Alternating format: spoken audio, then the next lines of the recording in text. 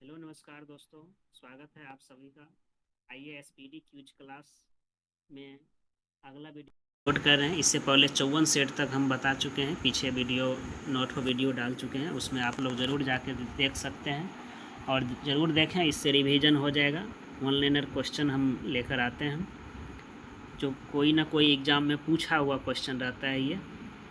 आइए आज का क्वेश्चन है सेट 55 से। आप कोई भी कम्पिटिटिव एग्ज़ाम की तैयारी करते हैं तो इससे क्वेश्चन आप लोग को देखने को मिलता है और मिलेगा, कोई भी सेट अगर बनाते हैं तो। आइए देखते हैं। क्वेश्चन है प्रोड्यूसर गैस किसका किसका मिश्रण होता है। तो प्रोड्यूसर गैस होता है नाइट्रोजन और कार्बन मोनोऑक्साइड। कार्बन मोनोऑक्साइड जिसका पढ़े थे CO को कहते हैं carbon monoxide. Producer gas nitrogen और कार्बन मोनोऑक्साइड का मिश्रण होता है। आगे क्वेश्चन है कि CO2 गैस कैसा होता है। तो अम्लीय। CO2 गैस इससे पहले सेट में भी पढ़े थे, CO2 गैस अम्लीय होता है, जबकि CO गैस मतलब इसी को कहते हैं कार्बन मोनोऑक्साइड, ये उदासीन होता है। CO2 गैस अम्लीय होता है, लेकिन CO गैस जो कैसा होता है तो ये उदासीन होता है। लाल क्षार लाल लिटमस पत्र को नीला कर देते हैं। क्षार जो है लाल लिटमस पत्र को क्या कर देते हैं, नीला। इससे पहले पढ़े थे अम्ल जो है नीला लिटमस पत्र को क्या करते हैं तो लाल करते हैं। अम्ल नीला लिटमस पत्र को लाल, जैसे अनिल सूत्र बताए थे। अनिल अ से हुआ अम्ल, नी से नीला को लाल। अनिल जो है नीला को क्या करते हैं, मतलब अम्ल जो है नीला को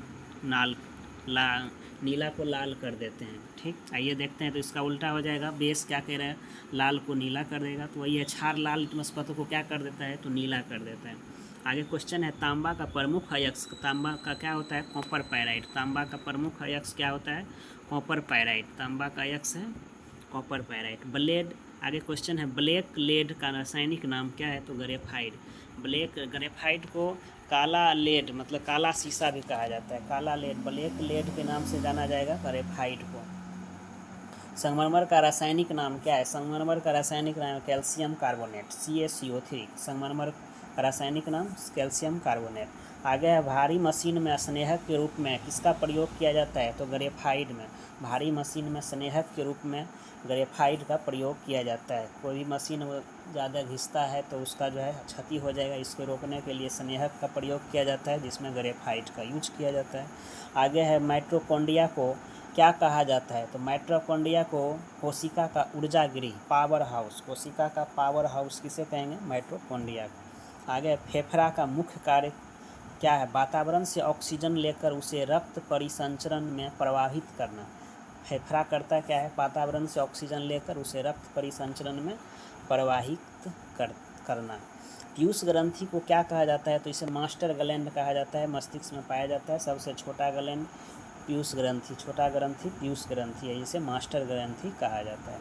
आगे विटामिन सी का रासायनिक नाम। विटामिन सी का रासायनिक नाम क्या है। तो पैरिडॉक्सिन। विटामिन सी का रासायनिक नाम पैरिडॉक्सिन। अगला क्वेश्चन देखते हैं।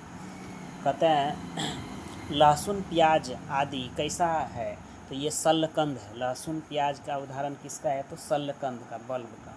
लहसुन प्याज शल्यकंद। आगे क्वेश्चन है कि चावल के लिए उचित तापमान कितना होना चाहिए। चावल जो खेती करते हैं धान का, तो उसके लिए उचित तापमान कितना। तो 20 से 27 डिग्री सेल्सियस। 20 से 27 डिग्री सेल्सियस चावल के उचित तापमान होना चाहिए। संसार में सबसे तेज़ बढ़ने वाला पौधा क्या है। तो सबसे तेज़ बढ़ने वाला पौधा बांस है। सबसे तेज़ बढ़ने वाला पौधा बांस है। टमाटर का रंग पकने पर लाइकोपीन के कारण लाल, मतलब कि टमाटर का रंग लाल किसके कारण। तो लाइकोपीन नामक वर्णक के कारण होता है। अंगूर उपोष्ण जलवायु की फसल है। अंगूर कैसी फसल है। तो उपोष्ण जलवायु की फसल है। सूर्य का ताप हम तक किस विधि द्वारा पहुंचता है। तो कहता है सूर्य का ताप जो है पृथ्वी पर किस विधि द्वारा। तो विकिरण के माध्यम से। सूर्य का ताप पृथ्वी तक विकिरण के माध्यम से। आगे है खरीफ फसल को बुआई कब होता है। तो खरीफ फसल की बुआई होता है जून जुलाई में। अभी कुछ दिन पहले जो हुआ ये खरीफ फसल हुआ। धान ये सब क्या है, खरीफ फसल है। तो ये जून जुलाई में बोई जाती है, अक्टूबर नवंबर में काटी जाती है। आगे है गन्ना आलू तंबाकू सोयाबीन चाय आदि कैसी फसल है। ये सब है नकदी फसल, जिससे डायरेक्ट पैसा आता है खेते में। गन्ना, आलू, तंबाकू, सोयाबीन, चाय आदि क्या है, तो ये नकदी फसलें हैं। आगे चलते हैं, कहते हैं रबी फसल की बुआई कब होता है, तो रबी फसल होता है अक्टूबर नवंबर माह में, इसमें बुआई की जाती है। रबी फसल गेहूँ जो होता है, गेहूँ, चना, ये सब रबी फसल है जो कि अक्टूबर नवंबर में बुआई होती है। मार्च अप्रैल में इसे काटा जाता है। आगे देखते हैं कॉफ़ी में क्या पाया जाता है मादक पदार्थ, ये कैफीन, कॉफ़ी में कैफीन, चाय में थीन। 1 मेगावाट में कितने किलोबाइट होता है, तो 1 मेगावाट में 1024 किलोबाइट होता है। 1 मेगावाट में कितने किलोबाइट होता है, 1024 किलोबाइट होता है। आगे क्वेश्चन देखिए, कहता है भारत में इंटरनेट की शुरुआत, भारत में जो अपना लोग अभी इंटरनेट का यूज कर रही है, कब से स्टार्ट हुआ है, 1995 से। भारत में इंटरनेट की शुरुआत 1995 से। डीवीडी का पूर्ण रूप क्या होता है, डिजिटल वीडियो डिस्क। डीवीडी का पूर्ण रूप क्या है, डिजिटल वीडियो डिस्क। आगे राष्ट्रीय सूचना विज्ञान केंद्र की स्थापना कब हुआ था, राष्ट्रीय सूचना विज्ञान केंद्र की स्थापना 1977 में हुई थी। राष्ट्रीय सूचना विज्ञान केंद्र की स्थापना 1977 में। प्रथम श्रेणी के कंप्यूटर में क्या लगा होता है, तो वाल्व या बल्ब लगा होता है, बल्ब। प्रथम श्रेणी कंप्यूटर में बल्ब का प्रयोग किया जाता था, तो किया गया था। भारत में सर्वप्रथम सेलुलर फोन सेवा आरंभ कब हुआ, सेलुलर फोन सेवा भी 1995 से, और इंटरनेट का शुरुआत भारत में भी 1995 से, सेलुलर फोन सेवा जो 1995 से। आगे गांधीवादी योजना को किसने मतलब तैयार किया था, गांधीवादी योजना को कौन तैयार किया, तो श्री मन नारायण मतलब श्रीमन नारायण ने 1944 में, मन नारायण ने 1944 में तैयार किए थे, श्रीमन नारायण। लॉर्ड हार्डिंग ने नरबली प्रथा पर प्रतिबंध लगाए थे, लॉर्ड हार्डिंग ने नरबली प्रथा पर प्रतिबंध लगाए थे। भूदान आंदोलन की शुरुआत कौन किए थे, तो विनोबा भावे। पोचमपल्ली तेलंगाना में है जगह, पोचमपल्ली से 1951 में भूदान आंदोलन विनोबा भावे तेलंगाना से पोचमपल्ली से किए थे। भूदान आंदोलन, अधिक भूमि वाले से लेके मांग के छोड़, जिसको नहीं था उसे दान किया जाता है। भूदान आंदोलन के तहत रामचंद्र रेड्डी ने सबसे पहले भूमि दान किए थे, रामचंद्र रेड्डी ने सबसे पहले भूमि दान किए थे भूदान आंदोलन के समय।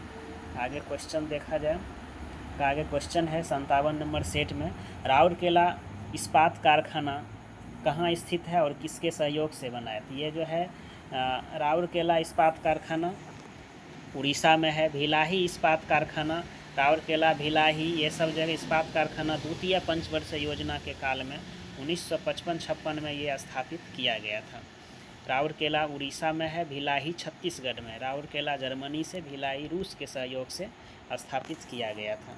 आगे देखा जाए द्वितीय पंचवर्षीय योजना में दुर्गापुर इस्पात कारखाना, ये भी द्वितीय पंचवर्षीय योजना में स्थापित किया गया था। दुर्गापुर, राउरकेला, उड़ीसा, राउरकेला, भिलाही, दुर्गापुर, ये भी द्वितीय पंचवर्षीय योजना में स्थापित हुआ। बोकारो इस्पात कारखाना, ये बोकारो जो है इस्पात कारखाना, ये तृतीय पंचवर्षीय योजना में स्थापित किया गया। तो द्वितीय में याद रखिएगा राउरकेला और भिलाही और दुर्गापुर, ये जो है द्वितीय पंचवर्षीय योजना। राउरकेला उड़ीसा में है, जर्मनी के सहयोग से, भिलाही छत्तीसगढ़ में है, ये जो कि रूस के सहयोग से, दुर्गापुर ब्रिटेन में है, दुर्गापुर वेस्ट बंगाल में है, जो ब्रिटेन के सहयोग से स्थापित किया गया। बोकारो इस्पात कारखाना तृतीय पंचवर्षीय योजना में स्थापित हुआ था। आगे है 20 सूत्री मांग। 20 सूत्री कार्यक्रम की शुरुआत 5वीं पंचवर्षीय योजना के काल में 17 जुलाई 1975 में की गई। 20 सूत्री कार्यक्रम शुरुआत कब की गई, 5वीं पंचवर्षीय योजना के काल में 17 जुलाई 1975 में की गई थी। 5वीं पंचवर्षीय योजना एक ऐसी योजना है जो कि 5 वर्ष नहीं, ओनली 4 वर्ष तक चली थी। 6ठी पंचवर्षीय योजना 1980 से 85 चली थी। ये सब योजना का काल भी पूछा जाता है। आगे देखते हैं अनवरत योजना। 20 सूत्री कार्यक्रम शुरुआत कब हुई, 5वीं पंचवर्षीय 1975 में, 17 जुलाई 1975 में। अनवरत योजना को रोलिंग प्लान जो 78 से 83 के नाम से जाना जाता है। अनवरत योजना आया था रोलिंग प्लान जो 78 से 83, लेकिन ये 80 में से समाप्त कर दिया गया। 2 साल 78 से 79, 79 से 80, 2 गो रोलिंग प्लान आए थे। जनता पार्टी की सरकार मोरारजी देसाई आए थे जब इसे रोलिंग प्लान अनवरत योजना लाए थे। हाँ, अनवरत योजना गुन्नार मिडरल की देन है। किसने लाए थे अनवरत योजना? गुन्नार मिडरल। आगे है IRDP, NRIP, ट्राइसेम आदि कार्यक्रम छठी पंचवर्षीय योजना में। छठी पंचवर्षीय योजना में क्या क्या आया था? IRDP, NRIP, ट्राइसेम, ये सब कार्यक्रम कब आया? छठी पंचवर्षीय योजना 1980 से 85 के बीच में चला था छठी पंचवर्षीय योजना। आगे देखिएगा, भारत में बेरोजगारी का स्वरूप कैसा है? तो संरचनात्मक है। बेरोजगारी का स्वरूप कैसा है? संरचनात्मक है। आगे विश्व बैंक की स्थापना कब किया गया? विश्व बैंक की स्थापना 1945 में वाशिंगटन DC में किया गया। बेटन वुड्स सम्मेलन का देन है विश्व बैंक की स्थापना वाशिंगटन DC में 1945 में किया। IMF और विश्व बैंक का स्थापना।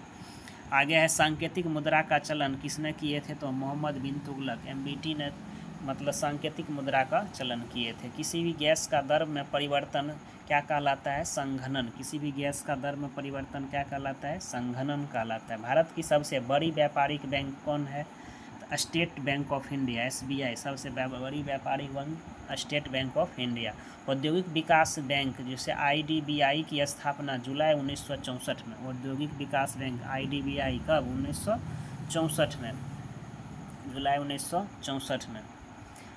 भारत में सहकारी बैंक का स्तर कैसा है? तो भारत में सहकारी बैंक का स्तर है त्रिस्तरीय। भारत में सहकारी बैंक का स्तर कैसा है? त्रिस्तरीय। 4 बैंकों को मिलाकर यूनाइटेड बैंक ऑफ इंडिया की स्थापना की गई। 4 बैंकों का मिलाकर यूनाइटेड बैंक ऑफ इंडिया का स्थापना किया गया था। ये 1921 में United bank of India, 4 go bank था अलग अलग स्टेट का, उसको मिला के यूनाइटेड बैंक ऑफ इंडिया का स्थापना की गई।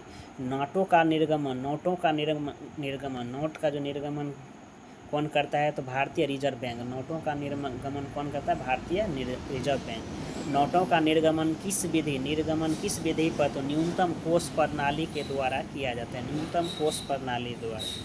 पूरे विश्व में स्टेट बैंक ऑफ इंडिया की शाखा सबसे अधिक है। विश्व में, वर्ल्ड में सबसे ज़्यादा किसका शाखा है? तो स्टेट बैंक ऑफ इंडिया का। आगे क्वेश्चन देखिएगा, कहते हैं कि स्टेट बैंक की सहायता के लिए एसोसिएट बैंक की स्थापना कब किया गया? तो 1958 में। स्टेट बैंक का स्थापना 1955 में हुआ था और एसोसिएट बैंक की स्थापना स्टेट बैंक की स्थापना के लिए एसोसिएट बैंक का स्थापना 1958 में किया गया। भारत की विदेशी व्यापार को वित्त एवं अन्य सुविधा एक्जिम बैंक उपलब्ध कराता है। विदेशी व्यापार को वित्त एवं अन्य सुविधाएं एक्जिम बैंक उपलब्ध कराता है। भारत के विदेशी व्यापार को वित्त एवं अन्य सुविधा एक्जिम बैंक उपलब्ध कराता है। आगे है आयात निर्यात बैंक, जिसे एक्जिम बैंक की स्थापना 1 जनवरी 1982 ईस्वी को की गई। आयात निर्यात बैंक जिसे कहते हैं एक्जिम बैंक, जिसका स्थापना किया गया 1 जनवरी 1982, जो कि विदेशी व्यापार के लिए वित्त उपलब्ध कराता है। कौन? एक्जिम बैंक, जिसे कहते हैं आयात निर्यात बैंक। इसका स्थापना 1982 में। कब? 1 जनवरी 1982 में। देश का सबसे बड़ा फील्ड कौन है? संगठन है भारतीय जीवन बीमा निगम, जीवन बीमा LIC 56 में। जैसे कि देश का सबसे बड़ा फील्ड संगठन कैसा है? भारतीय जीवन बीमा निगम, जिसे LIC कहते हैं। इसका स्थापना 1956 में। जानकी रमन समिति का संबंध किससे है? तो प्रतिभूति घोटाला। जानकी रमन समिति का संबंध है प्रतिभूति घोटाला। पृथ्वी 4 जुलाई को सूर्य से सर्वाधिक दूरी पर होती है। 4 जुलाई को पृथ्वी सूर्य से सर्वाधिक दूरी पर होती है, इसे कहते हैं अपसोर। आगे चलते हैं, 4 जुलाई को सर्वाधिक दूरी पर होती है। सबसे कम दूरी पर 3 जनवरी को, सबसे कम दूरी पर रहेगा 3 जनवरी को, उसे उपसोर कहते हैं। 4 जुलाई को अधिक दूरी पर होता है, अपसोर कहा जाता है। आगे देखते हैं, पृथ्वी पर अक्षांश रेखा की संख्या कितना है? 180। अक्षांश रेखा 180, यानी कहेंगे 179। ये भी आंसर आ सकता है। 90 गो ऊपर 90 गो नीचे, बीच में 1 रहे तो 90 गुना 2 मतलब 180। एक बीच को 2 बार गण लिया जाता है, इसीलिए 179। आगे देखते हैं, कहता उत्तरी गोलार्ध में 23.5 डिग्री नॉर्थ को कर्क रेखा का, उत्तरी गोलार्ध में 23.5 डिग्री नॉर्थ को कर्क रेखा, दक्षिणी गोलार्ध में 23.5 डिग्री को मकर रेखा कहा जाता है। सूर्य सालों भर कर्क रेखा और मकर रेखा के बीच ही लंबवत चमकती है, इसीलिए विषुवत रेखा पर 2 बार दिन मतलब 12-12 घंटा का होता है, 2 बार वहाँ सूरज का रोशनी चमकती है। 21 मार्च 23 सितंबर। आगे देखते हैं, पृथ्वी पर कुल 360 देशांतर रेखाएं हैं। देशांतर रेखा पृथ्वी पर कितनी है? देशांतर रेखा 360 है। कहेंगे देशांतर रेखा से समय का निर्धारण किया जाता है, जबकि ये जो है अक्षांश रेखा से किसी भी जगह की तापमान आर के पता चलता है। ठीक, आगे देखते हैं, अगला क्वेश्चन है। क्वेश्चन है, अंधकार के महाद्वीप के नाम से किसे जाना जाता है? अंधकार के महाद्वीप के नाम से किसे कहेंगे? तो अफ्रीका महाद्वीप को अंधकार के महाद्वीप के नाम से जाना जाता है। अर्थात ये ज़्यादा विकसित नहीं हो पाया है अभी तक, इसीलिए अंध महाद्वीप के नाम से या अंधकार के महाद्वीप के नाम से जाना जाता है। इसे प्राकृतिक प्रकोप है, यहाँ पे ज़्यादा सालों भर जो है इतना गर्मी होने के कारण यहाँ मरुस्थल ज़्यादा है, इसीलिए ये विकास ज़्यादा नहीं कर पा रहे हैं। प्राकृतिक इस पर ज़्यादा अच्छा व्यवहार नहीं कर रहे हैं। चलिए आगे देखते हैं, अंधकार के महाद्वीप के नाम से अफ्रीका को जाना जाता है। कहेंगे दूसरा सबसे बड़ा महाद्वीप अफ्रीका है। पहला है एशिया, दूसरा अफ्रीका, तीसरा है उत्तरी अमेरिका, चौथा है दक्षिणी अमेरिका, पाँचवा है अंटार्कटिका, छठा है यूरोप और सातवां ऑस्ट्रेलिया, जिसे ओशनिया महाद्वीप के नाम से जाना जाता है, लेकिन उसे ऑस्ट्रेलिया देश बड़ा है, उसी के नाम पर ऑस्ट्रेलिया महाद्वीप। आगे चलते हैं, रेड इंडियन और निग्रो उत्तरी अमेरिका के प्रमुख जनजाति है। रेड इंडियन और निग्रो उत्तरी अमेरिका के हैं। इससे पहले अंधकार के महाद्वीप अफ्रीका को जाना जाता है, जो दूसरा सबसे बड़ा महाद्वीप है। रेड इंडियन निग्रो कहाँ की ये निवासी? उत्तरी अमेरिका के। अंटार्कटिका को श्वेत महाद्वीप के नाम से जाना जाता है। अंटार्कटिका देखिए, जो पाँचवा सबसे बड़ा महाद्वीप है अंटार्कटिका, इसे श्वेत महाद्वीप के नाम से जाना जाता है। इसे तैरता हुआ महाद्वीप के नाम से भी जाना जाता है। श्वेत इसीलिए कहते हैं, यहाँ जल ही जल है, सब वाइट दिखता है, बर्फ़ ही बर्फ़ है, इसीलिए श्वेत महाद्वीप, तैरता हुआ महाद्वीप। इसे विज्ञान को समर्पित महाद्वीप भी कहा जाता है, पक्षी के लिए महाद्वीप भी कहा जाता है। ये सब ये क्वेश्चन आता है, ये सब पूछा गया है। यहाँ विज्ञान के लिए समर्पित महाद्वीप, भारत के भी मित्र यहाँ पे शोध संस्थान है। अमेरिका और अलग अलग देश का यहाँ शोध संस्थान होता है, इसीलिए इसे विज्ञान के लिए समर्पित महाद्वीप। भारत का मैत्री, भारती, दक्षिण गंगोत्री, ये सब शोध संस्थान स्थित है। आगे देखते हैं, विषुवत रेखा अफ्रीका के बीचों बीच पार करती है। अफ्रीका में बीचों बीच विषुवत रेखा पार करती है। 0 डिग्री अक्षांश रेखा को विषुवत रेखा कहते हैं, भूमध्य रेखा कहते हैं। ये अफ्रीका के बीचों बीच गुजरती है। अफ्रीका एक ऐसा महाद्वीप है जहाँ से तीनों रेखाएं गुजरती है, कर्क रेखा, मकर रेखा और विषुवत रेखा, जिससे कारण इसे सालों भर सूरज का रोशनी लंबवत पड़ने के कारण इसे काफ़ी गर्मी होता है, काफ़ी धूप तेज रहता है, इसीलिए यहाँ पे मरुस्थल ज़्यादा देखने को मिलता है। विश्व का सबसे बड़ा मरुस्थल कौन है? सहारा मरुस्थल, जो कि यहीं पे है। आगे देखते हैं, विश्व का सबसे छोटा महाद्वीप ऑस्ट्रेलिया, जो अभी बताए थे सबसे छोटा। सातवां जो है ऑस्ट्रेलिया है, जिसे ओशनिया महाद्वीप कहते हैं, इसी में है ऑस्ट्रेलिया। आगे देखते हैं, समान भूकंप की गहराई 50 किलोमीटर होती है। समान भूकंप की गहराई कहाँ होती है? तो 50 किलोमीटर होती है। भूकंप का सर्वाधिक प्रभावित क्षेत्र प्रशांत महासागर का तटीय क्षेत्र है। भूकंप कहाँ पे ज़्यादा देखने को मिलता है? प्रशांत महासागर के क्षेत्र में देखने को मिलता है। आगे है, पुस्तक है the shape of the beast के लेखिका कौन है? The shape of the beast पुस्तक है the shape of the beast, लेखिका है अरुंधति राय। कौन है the shape of the beast? लेखिका कौन है? अरुंधति राय। आगे क्वेश्चन देखिए, माउंटबेटन योजना का प्रमुख उद्देश्य क्या था? माउंटबेटन योजना जो आया था, इसका प्रमुख उद्देश्य क्या था? तो इसका था भारत का विभाजन करना। माउंटबेटन योजना आया, बेटन मतलब बांटना ही चाह रहा था, तो ये भारत का विभाजन करना।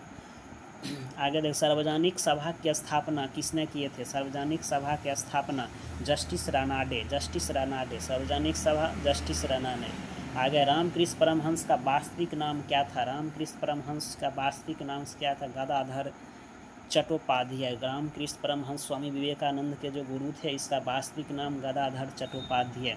कहेंगे राष्ट्रीय युवा दिवस 12 जनवरी को मनाए जाते हैं, विवेकानंद जी के जन्मदिन को। आगे देखते हैं, CU की किसकी रचना है? CU की यह है ह्वेनसांग, जो चीनी यात्री थे, आए थे। ह्वेनसांग हर्षवर्धन के शासनकाल में आए थे। 15 वर्ष तक भारत में रह के बौद्ध से संबंधित एकत्रित किए नॉलेज, और उसके बाद ये चीन लौट गए थे। इसका कौन थे? यात्रा वृत्तांत CU की। ह्वेनसांग हर्षवर्धन के शासनकाल में आए। आगे देखें पिट्स इंडिया एक्ट जो 1784 में पारित हुआ था। पिट्स इंडिया एक्ट 1784 में 1773 के रेगुलेटिंग एक्ट के खामियों को दूर करने के लिए ये पिट्स इंडिया एक्ट 1784 में आया था।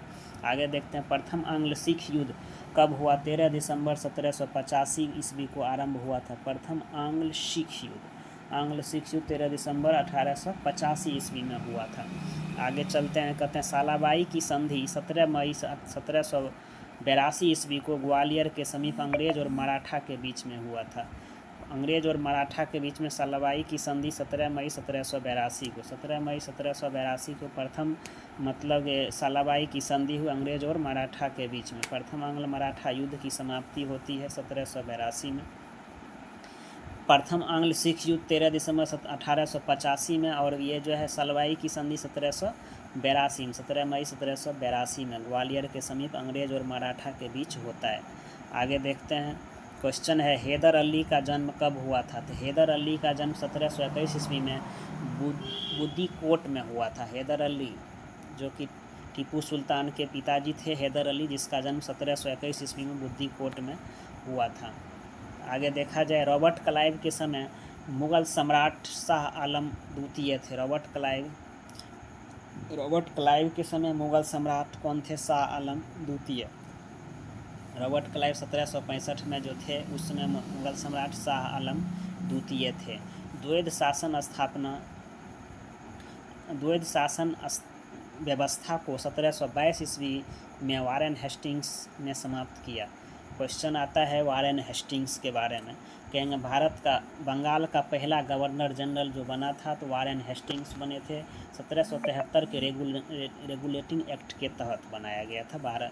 बंगाल के गवर्नर को बंगाल के गवर्नर जनरल बनाया गया, जिसके तहत पहला गवर्नर जनरल वारेन हेस्टिंग्स बने थे। 1765 में जो रॉबर्ट क्लाइव ने द्वैध शासन स्थापित किए थे उसको 1772 में हेस्टिंग के द्वारा इसे समाप्त कर दिया। वारेन हेस्टिंग्स के द्वारा 1772 में द्वैध शासन को समाप्ति कर दिया था, लाया था रॉबर्ट क्लाइव, और ये समाप्त किया हेस्टिंग्स ने। आगे कहते हैं स्पेन ने 1580 ईस्वी में पुर्तगाल पर अपना अधिकार स्थापित कर लिया। स्पेन जो है 1580 ईस्वी में पुर्तगाल पर अपना अधिकार स्थापित कर लिया था। संभाजी शिवाजी का ज्येष्ठ पुत्र था। संभाजी कौन थे? शिवाजी का ज्येष्ठ पुत्र, बड़ा पुत्र थे। पुरंदर की संधि कब हुई थी? 1665 ईस्वी में हुआ था। पुरंदर की संधि कब हुई? 1665 ईस्वी में हुए थे। मुगल वंश की अंतिम शक्तिशाली सम्राट कौन थे? तो औरंगजेब। मुगल वंश के अंतिम शक्तिशाली सम्राट औरंगजेब, जिसका 2 बार राज्याभिषेक होता है 58, 59, और इसका मृत्यु 1707 ईस्वी में हो जाता है। मुगल वंश का अंतिम शक्तिशाली सम्राट औरंगजेब था। कनिष्क की राजधानी पुरुषपुर और मथुरा थी। कनिष्क की राजधानी पुरुषपुर और मथुरा। शून्यवाद का विकास दार्शनिक नागार्जुन ने किया था। शून्यवाद का विकास कौन किए थे? नागार्जुन ने किए थे।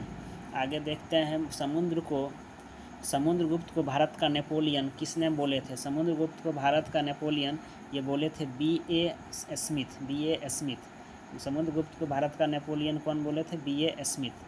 भारत का नेपोलियन, जैसे ईरान का नेपोलियन कहा जाता है नादिर शाह को, उसी तरह भारत का नेपोलियन किसे कहा गया? तो समुद्रगुप्त को ये B.A. स्मिथ ने इसे बोले थे। फाहियान भारत में 16 वर्ष तक रहा था। फाहियान 16 वर्ष तक रहे थे भारत में। हिजरी संवत 622 ईस्वी में शुरुआत किए थे। हिजरी संवत 622 ईस्वी में शुरुआत की। कुतुबुद्दीन ऐबक को लाख बख्श कहा जाता है। ऐबक जो है कई लाखों में दान करते थे, इसीलिए कुतुबुद्दीन ऐबक को लाख बख्श कहा जाता है। ऐबक ने गुलाम वंश, मगलुक वंश, दास वंश का स्थापना 1206 ईस्वी में किए थे। आगे देखते हैं रजिया का शासनकाल है 1236 से 1240, 4 वर्ष तक रजिया सुल्तान ने शासन किए थे। फ्री जोन शब्द का संबंध किससे है? तो खो-खो से। फ्री जोन शब्द का संबंध किससे है? खो-खो से। आज का ये वीडियो यहीं पे समाप्त करते हैं। कैसा लगे लाइक, शेयर, सब्सक्राइब ज़रूर कर लें। आपको अच्छा से रिवीजन इसी तरह हम करते रहेंगे। आगे फिर मिलते हैं नेक्स्ट वीडियो में। तब तक के लिए धन्यवाद। Thank you.